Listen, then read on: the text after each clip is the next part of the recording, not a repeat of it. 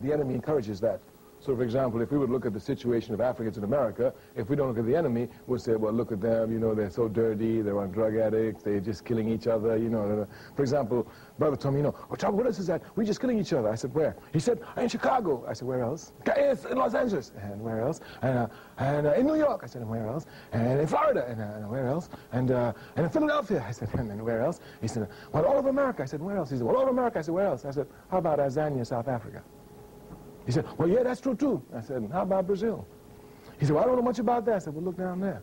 Wherever you look, you see us fighting each other. So if you're just looking at us and you're looking at the enemy, you can make no analysis at all. None whatsoever. As a matter of fact, your analysis is completely faulty. It's one-sided. It's just the analysis of the enemy. That is our fault, not the fault of the enemy. The reason why we're not organized is because of the enemy. Capitalism. Racist capitalism. It understands that once the African masses are organized, it is finished. Simply because if you look at, and I'm not saying this just because I'm rhetoric, it's historical fact. If you look at the African masses, you will see we struggle all the time, even if spontaneously. You understand? When you think we're finished, Jack, out of nowhere we'll come up. We've burnt this country from plantations to cities. You understand? So this is no struggle to play with. These people are serious, but their struggle has never been an organized struggle, only a spontaneous struggle. And the enemy knows that since we must struggle, we will struggle, he must do everything to keep the struggle at least a spontaneous struggle. Do you know what will happen when we are organized and we rise up in Los Angeles as we did in April with organization? I mean, when you think about it, that wasn't even planned. You know, they just, oh man, this is too far, all right, they're going too far, let's get them this time. Once again, they just think we just ain't nobody, let's go get them. Everybody's just decided on the spur of the moment. Have you ever heard of the people deciding to revolt against a major power in the world on the spur of the moment? You better not play with these people, because when they organize, they'll take it hands down. So the lack of organization is the enemy. Thus all these games that are playing in Africa is nothing but the same petty bourgeois elements making believe they're fighting against each other to fool the people, to let them think that there's some progress coming.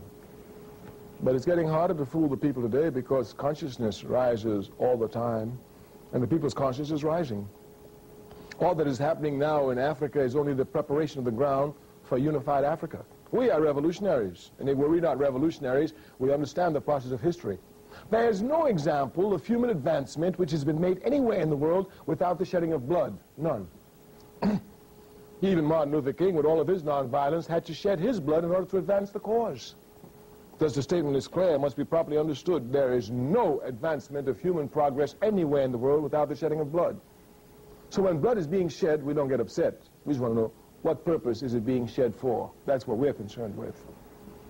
Capitalism has an idea of making it appear as if Africans are incapable of ruling themselves, from Liberia to Somalia.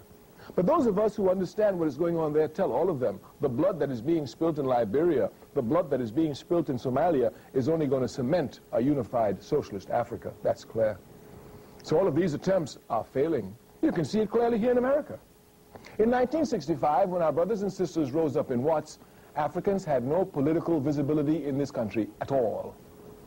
I mean, in 1965, when we rose up in Watts, a racist pig, Yorty, was mayor. In 1992, Tom Bradley was mayor, an African. From 1965 to 1992, great reforms were in America, undeniably so. In 1965, we had no mayors to speak of. In 1992, we have over 320 mayors throughout this country. And they're mayors of the biggest cities in this country: New York, Newark, Washington, Philadelphia, Birmingham, Los Angeles, etc., etc., etc. So it is clear here. But all of these changes have had no effect on the quality of life of the masses of our people. On the contrary, the conditions are worse.